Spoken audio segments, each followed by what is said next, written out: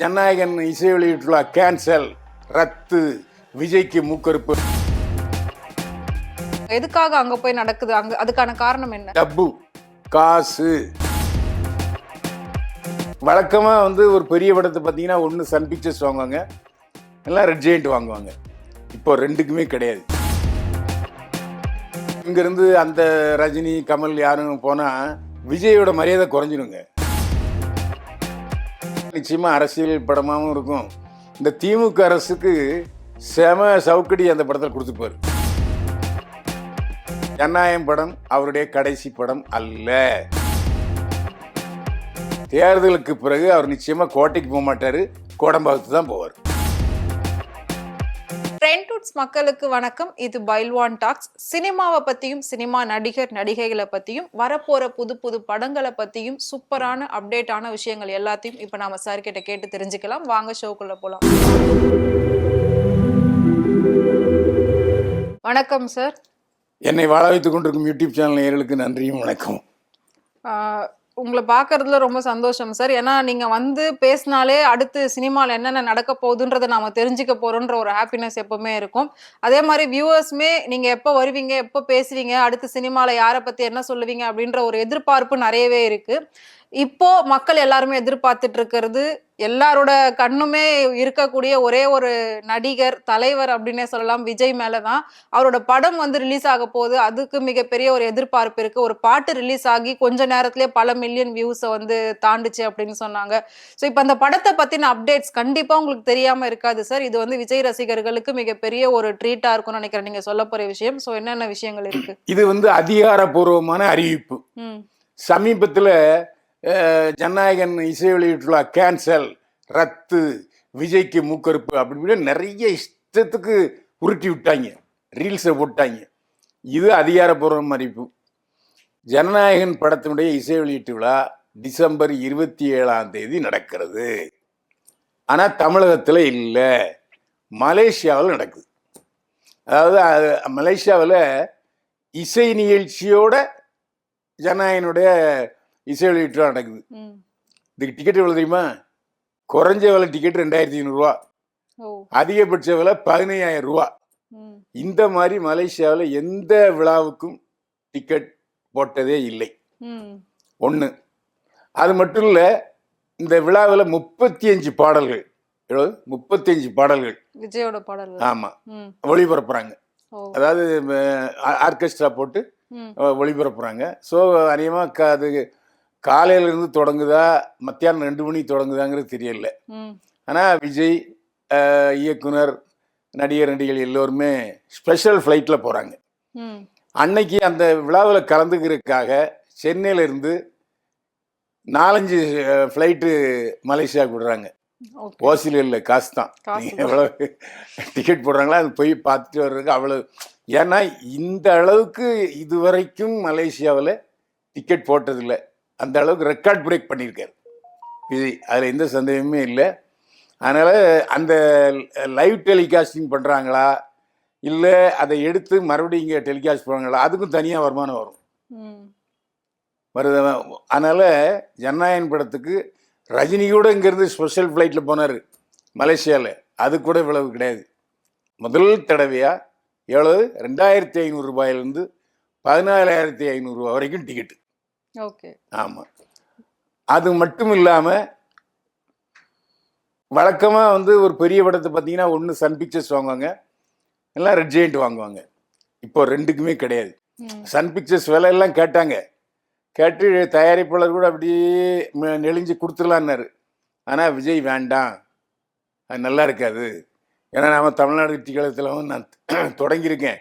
இந்த சமயத்தில் அவங்க நல்லது செஞ்சாலும் செய்யலாம், வேறு மாதிரி எதிர்மறை விளைவுகளும் ஏற்படலாம். ஆனால் வேண்டாம்.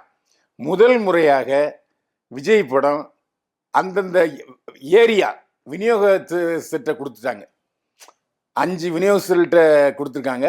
அந்த 5 விநியோகஸ்தர்கள் மொத்தம் 105 கோடி ரூபா வந்துருச்சு. இப்போது கல்லா கட்டியாச்சு 105 கோடி ரூபா. ஆனால் இது 130 கோடி ரூபா வசூல் பண்ணாதான் அவங்களுக்கு லாபம் கிடைக்கும் விநியோகஸ்தர்களுக்கு. விநியோகஸ்தர்கள் பேர் வேணா கூட அறிவிச்சிருக்காங்க. சென்னை, செங்கல்பட்டு, வட ஆற்காடு, தென் Arcot NSC and Chennai city release வந்து எஸ் பிக்சர்ஸ் நிறுவனம் வாங்கியிருக்கு. கோயம்புத்தூர் உரிமையை மன்னார் ஃபிலிம்ஸ் வாங்கியிருக்கு. அதே மாதிரி திருநெல்வேலி மற்றும் கன்னியாகுமரி ஏரியா உரிமையை பிரதாப் வாங்கியிருக்கிறாரு. சேலம், திருச்சி மற்றும் மதுரை ஏரியா உரிமையை 5 ஸ்டார் செந்தில் வாங்கியிருக்கிறாரு. இது நீண்ட இடைவெளிக்கு பிறகு விநியோகஸ்தர்களுக்கு ஒரு ஒரு ஜாக்பாட் மாதிரி. ஏன்னா விநியோகஸ்தர்கள் தொழிலே இல்லாமல் போயிடுச்சு. ஏன்னா இவங்க ரெட் ஜெயிண்ட்டை கொடுக்க வேண்டியது, சன் பிக்சர்ஸ் கொடுக்க வேண்டியது அவங்களுடைய தியேட்டரில் போட்டுருவாங்க. ஸோ ஒட்டுமொத்த விநியோகஸ்தருடைய தொழிலையும் ரெட் ஜெயிண்ட்டும் சன் பிக்சர்ஸும் பறிமுதல் பண்ணிட்டாங்க, அப்படிதான் சொல்லணும். முதல் தடவையாக விஜய் வந்து மறுபடியும் அந்த ஏரியா வைஸ் விற்றுருக்காரு. அதுவும் பெரிய பாராட்டுக்குரிய விஷயமா தெரியுது. இப்போ எந்தெந்த நடிகர்கள்லாம் சார் அவங்க போறதுக்கான வாய்ப்பு இருக்கு? ஏன்னா இது விஜயோட கடைசி படம், கடைசி விழா. ஒரு நடிகரா நடித்த எல்லா நடிகர் நடிகைகளும் வர்றாங்க, அதுல எந்த சந்தேகமே இல்லை. அதுல நடிச்ச நடிகர் நடிகைகள் எல்லாருமே அந்த விழாவுக்கு வர்றாங்க. அப்படி அது இல்லாம பெரிய ஆட்கள் யார் போறா? இப்ப ரஜினி, கமல் இவங்கள மாதிரி ஆட்கள்ல யார் போவா? இல்ல இல்ல, அது யாரும் போகல. என்ன காரணம்னா அது மியூசிக் கன்சர்ட்டா வேற இருக்கு. ஸோ இங்க இருந்து அந்த ரஜினி, கமல் யாரும் போனா விஜயோட மரியாதை குறைஞ்சிருங்க. ஸோ அங்க ஹீரோ யாரு? விஜய் தான். இப்ப ரஜினி போனா அவரு ஹீரோ ஆயிடுவாரு, கமல் போனா அவரு ஹீரோ ஆயிடுவாரு. ஸோ அதுக்காக விஜய் தான் அங்க டாப். அதனால மற்ற பிற நடிகர்கள் யாரு வந்து அழைக்கிற மாதிரி இல்லைன்னு நினைக்கிறேன் இந்த வரைக்கும். இனிமேல் அப்படி நடக்காதுன்னு தான் நினைக்கிறேன். ஏன்னா விஜய் மற்றும் அந்த படத்தில் நடித்த கதாநாயகன், வில்லி, இசையமைப்பாளர், ஒளிப்பதிவாளர், இயக்குனர் வந்தாலே போதும். அவங்க நிறைய விஷயங்களை அதில் சொல்லுவாங்க, இன்ட்ரெஸ்டிங்கான விஷயங்களை. ஸோ அதனால அந்த விழா நிச்சயமாக களை கட்டிடும். ஓகே. ஸோ நீங்கள் போகிறதுக்கான வாய்ப்பு இருக்கா சார் அதில்? இல்லை, ஒருவேளை அந்த படத்தினுடைய தயாரிப்பாளர் சரி இங்கேருந்து பத்திரிகைக்காரங்களை கூட்டிகிட்டு போனாங்கன்னா அந்த பத்திரிகைக்காரங்க கூட நானும் போகிறதுக்கு வாய்ப்பு இருக்குது. ஆனால் விஜய் தான் இப்போ எந்த பத்திரிகைக்காரங்களையும் அவர் மதிக்கிறது இல்லையே, ப்ரெஸ் மீட்டே பண்ணுறது இல்லை. ஸோ இங்கேருந்து பத்திரிகைக்காரங்க போனாங்கன்னா அவனை மறித்து கச்சாமஞ்சான்னு கேள்வி வைப்பாங்க. ஸோ அதுவும் நிச்சயமாக இருக்காது. இங்கேருந்து பத்திரிகையாளரை கூட்டு போகிறதுக்கான வாய்ப்பே இல்லை. ஏன்னா பத்திரிகையாளர்களை கண்டால் தான் பயப்படுறாரா விஜய். இவங்க இங்கேருந்து போயிட்டு சும்மா இருப்பாங்களா? சும்மா நேரத்துக்கு வாய கலரும் அவர் இப்படியே கொண்டுட்டு போவார், தேவையாது. அதனால பத்திரிகையாளர்களை இங்கிருந்து மலேசியாவுக்கு கொண்டு செல்லும் திட்டம் இப்போதைக்கு இல்லை. ஓகே. ஓடிடி ரிலீஸ் சார், அதை பற்றி ஏதாவது ஒரு இன்ஃபர்மேஷன்? இல்லை, ஓடிடி இன்னும் கொடுக்கல. அது கொஞ்சம், ஏன்னா எப்படியும் இது ஒரு 2 மாதம் கழித்து தான் ஓடிடியில் ரிலீஸ் ஆகும். ஸோ அந்த கண்டிஷன்லாம் என்ன ஏதுன்னு தெரிஞ்சு தான் அவங்க வந்து ஓடிடியில் ரிலீஸ் பண்ணுவாங்க. ஏன்னா உடனே ஓடிடி கொடுக்க மாட்டார். எப்படியும் இந்த ஜனவரி மாதம் ரிலீஸ் ஆகுது இல்லையா, பொங்கலுக்கு முன்னாடி ரிலீஸ் ஆகும் நினைக்கிறேன். 11ஆம் தேதி ரிலீஸ் ஆகுது. அது ஒரு 2 மாதம் கழித்து தான் ஓடிடியில் இதாகும். அது அப்புறம் தான் சொல்லுவாங்க. ஏன்னா இது வரைக்கும் ஓடிடி பற்றி தகவல் எதுவும் இல்லை. அதேமாதிரி டெலிவிஷன் ரைட்ஸ் பற்றிய தகவலும் இது வரைக்கும் இல்லை. அதெல்லாம் எக்ஸ்ட்ரா வருமானம். படத்தோட எதிர்பார்ப்பு அப்படின்றது மக்கள் கிட்ட இப்ப எவ்வளவு இருக்கு சார் நீங்க பார்க்கும்போது? அதாவது இந்த படம் டோட்டலி அவருடைய அரசியல் கொள்கைகளை மக்களுக்கு சொல்ற மாதிரியான ஒரு முழுக்க முழுக்க அரசியல் படம் தான். அதுல எந்த சந்தேகமே இல்லை. ஏன்னா அந்த தளபதி கச்சேரிங்கிற முதல் பாட்டும் கூட அந்த அந்த நோக்கி தான் பயணிச்சிட்டு இருக்கு. அதனால நிச்சயமா அரசியல் படமாகவும் இருக்கும். இந்த திமுக அரசுக்கு செம சவுக்கடி அந்த படத்தில் கொடுத்துப்பாரு. ஸோ அந்த வகையிலையும் ஒரு ஓப்பனிங் இருக்கும்.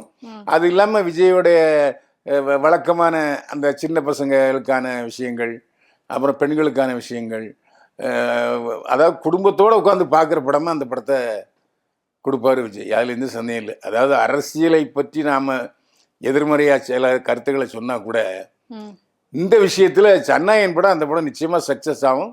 எல்லாருமே பார்க்கக்கூடிய படமாக இருக்கும். ஓகே. ஸோ விஜயை வந்து நம்ம நடிகராக பார்க்கக்கூடிய கடைசி படம் தேட்டரில் அப்படி நான் சொல்லவே மாட்டேன். ஏற்கனவே பல முறை சொல்லியிருக்கேன். நிச்சயமாக ஜனநாயகம் படம் அவருடைய கடைசி படம் அல்ல. தேர்தலுக்கு பிறகு அவர் நிச்சயமாக கோட்டைக்கு போக மாட்டார், கோடம்பாக்கத்து தான் போவார். இப்போ அந்த ஜனநாயகன் விழா வந்து மலேசியால நடக்குதுன்னு சொன்னீங்க சார். அப்ப இங்க இருக்க ரசிகர்கள்லாம் என்ன பண்ணுவாங்க? எதுக்காக அங்க போய் நடக்குது? அங்க அதுக்கான காரணம் என்ன? முதல் காரணம் டப்பு, காசு. அந்த விழாவில் ஒரு பல்க் அமௌண்ட் கிடைக்குங்க. அங்க போனா. ஆமா, அது ஒரு தயாரிப்பாளருக்கு ஒரு வருமானம் ஒண்ணு. ரெண்டாவது என்னன்னா, இங்க அப்படிப்பட்ட பிரம்மாண்டமான விழா நடத்த முடியாது, நடத்தவும் திமுக அரசு அனுமதிக்காது. ம், ம். ஏன்னா அவருக்கு ஒரு கிரேஸ் வந்துரும் இல்லையா? ஆமா. அந்த அந்த அந்த இசை வெளியீட்டுவால விஜயோடைய புகழ் இன்னும் அதிகமாகும். அதிகமாயிடும். ஸோ அதை திமுக அரசு விரும்பாது. அதில் ஏதாவது கசமுசா பண்ணுவாங்க. ம். எதுக்கு நாம பேசாம மலேசியாவில் போய் நடத்திப்போம் இப்ப அங்க. அவங்க அந்த கவர்மெண்ட் கிட்ட பெர்மிஷன் வாங்கி தான் நடத்தும். ஆமா ஆமா ஆமா, அந்த கவர்மெண்ட் சிவப்பு கம்பள வரவேற்பு விஜய்க்கு கொடுக்குது. ஓ, அப்போ அந்த பாதுகாப்பு இந்த திமுக காரணம் வச்சுதான் அவர் வந்து அங்க ஆமா, பண்றாரு. வேற காரணமே கிடையாது. ஏன்னா ரொம்ப, அதாவது 50,000 பேருக்கு மேல வந்தாச்சுன்னா ரொம்ப கெடுபிடிகள், ஆமா. குழந்தைகள்லாம் வரணுங்கிறது. ம். இங்க வந்து நீங்க வந்து காசுக்கு கேட்க முடியாது, ம். ஃப்ரீயா தான் நடத்தணும். ஆமா. ஸோ அங்கே போயிடுச்சான்னா காசும் வருது, நிரந்தரமான ஒரு பாதுகாப்பு எல்லாம் அவங்க பண்ணிடுவாங்க. ம். இந்த மாதிரி அதாவது மலேசியா நாட்டில் தமிழ்நாடு மாதிரி அடிப்படி போக்குவரத்துலாம் இருக்காது. ஏன்னா சேரை போட்டு க்ளீனாக டிக்கெட் கொடுத்து ஆமா. பண்ணுறதுனால அது இருக்காது. இந்த ரகலை போக்குவரத்து இருக்கிறதுக்கு வாய்ப்பு இல்லை. Okay, okay. இப்போ திரும்பவும் நம்ம வந்து விஜய பாக்குறதுக்கான வாய்ப்பு இருக்கு அப்படின்னு நீங்க நான் வந்து திரும்ப சொல்லிருக்கீங்க. திரும்ப சொல்லிக்கிட்டு இருக்கேன், ம். ஜனநாயகன் படம் விஜய் நடிக்கும் கடைசி படம் அல்ல, மீண்டும் அவர் நடிக்க வருவார். ஓகே. சோ ஏன்னா அதே மாதிரி இந்த சூழல் அப்படி இருக்கு. ம். ஓகே.